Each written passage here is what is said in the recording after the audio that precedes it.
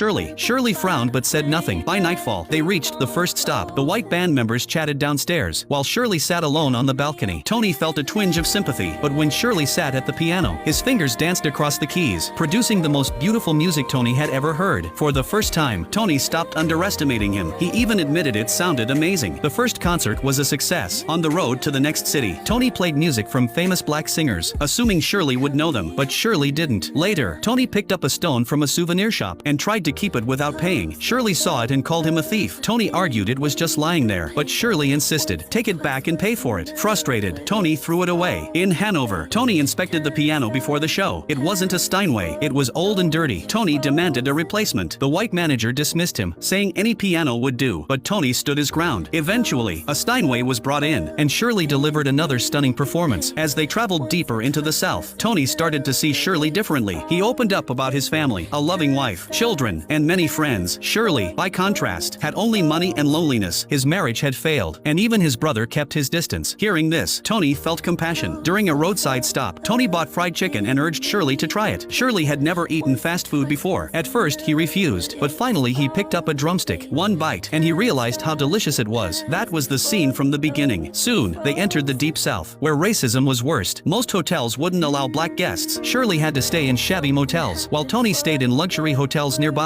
At night, Shirley sat outside alone. Other black men invited him to play basketball, but when he declined, they mocked him. He's just afraid of getting that butler uniform a little dusty. They thought he was just Tony's servant. Shirley forced a smile and left. One evening, the white band members rushed to Tony. Shirley was in trouble at a bar. Tony stormed in and demanded they release him. The owner even pulled out a shotgun, but eventually they let Shirley go. On the way back, Tony scolded him for being careless in white bars. Shirley said discrimination was everywhere. He had long grown used to it. Later, their car broke down. Tony worked under the pouring rain to fix it. Black laborers nearby watched in shock. A white man working for a black man? It was unthinkable. But instead of pride, Shirley only felt shame. He got back in the car, and they left quickly. In North Carolina, they attended a fancy banquet, but the main dish was fried chicken, a stereotype about black people. Shirley was insulted but kept calm. When he asked to use the restroom, the host refused and told him to go outside. Shirley insisted on returning to his motel instead, even though it meant an hour's delay. Tony didn't understand, but for Shirley, it was about dignity. Tony later learned from the band members that Shirley was highly respected in the North. He was paid triple the fee, and the elite adored him, yet he chose to tour the South. When Tony asked why, they refused to explain, believing Tony was just like other whites, who never truly respected Shirley. On another day, they stopped at a tailor shop. Shirley admired a suit. The owner gladly let Tony try it, but when Shirley wanted to, the owner stopped him. If he wanted to try, he had to buy first. It was blatant discrimination. Shirley smiled bitterly and walked out. Despite the challenges, the tour went on